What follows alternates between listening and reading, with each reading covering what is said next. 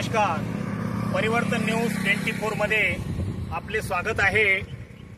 आज आम्ही कारंजा लाड जिल्हा वाशिम येथील जे पर्यटन स्थळ आहे, पर्यटन केंद्र आहे, जे ऋषी तलाव आहेत कारंजामधलं, हे ऋषी तलाव लगतच म्हणजे आता हे कारंजा शहर आहे, इकडे जो आहे ना जातो हा अकोला रोड जातो आणि हा जो अकोला इकडून सरळ हा यवतमाळ रोड जातो इकडं, आणि हा जो रोड जातो इकडं हा इकडं दासगावला जातो। तर हे पर्यटन केंद्र जे आहे त्या ऋषी तलावामध्ये बनत आहे आणि अत्यंत असं एक चांगलं सौंदर्यीकरण इथे वन विभागाच्या अंतर्गत चालू आहे। तर ते आम्ही आमच्या परिवर्तन न्यूज 24 अंतर्गत हे आपल्याला दाखवत आहोत। तर चला आपण मेन गेटकडे जाऊया।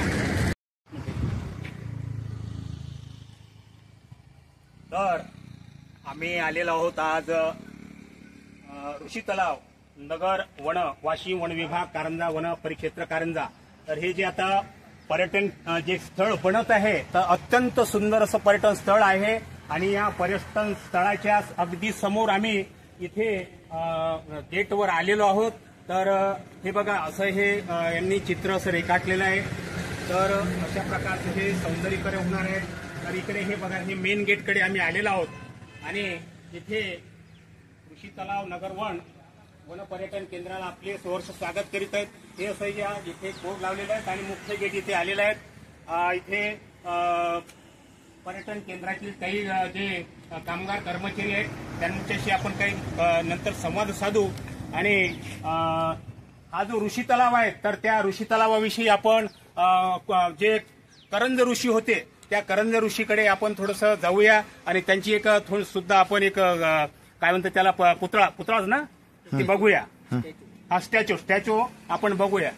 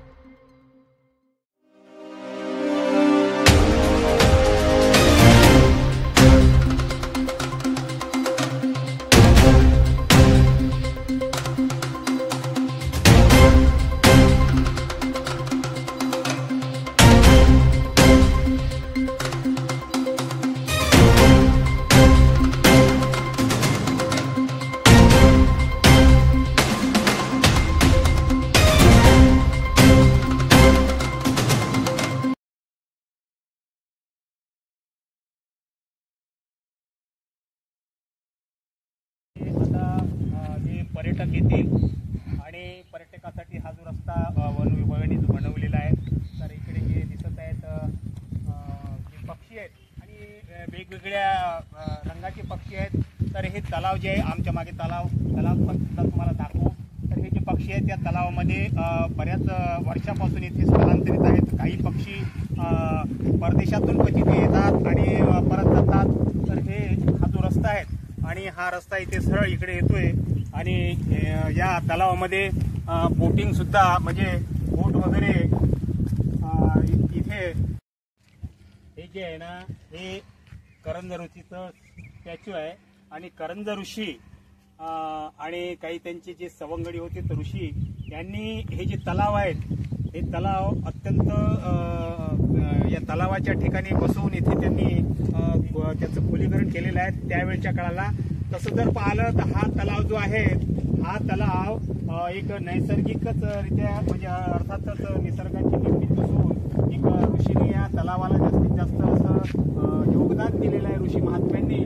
म्हणून याला करंज जे नाव पडलं कारंजा जे नाव पडलं हे करंज ऋषीच्या याच्यावरून जसं नाव पडलं असं या सगळ्या परिसरातील लोकांना वाटतं. आणि कारंजा हे शहर आहे अति जुनं शहर आहे जुनं नगर आहे म्हणून या कारंजा शहराच्या या जो ऋषी तलाव आहे त्याचं सौंदर्य करण्यासाठी आम्ही जिथे आता इथे स्टॅच्यू दाखवला करंज ऋषीचा.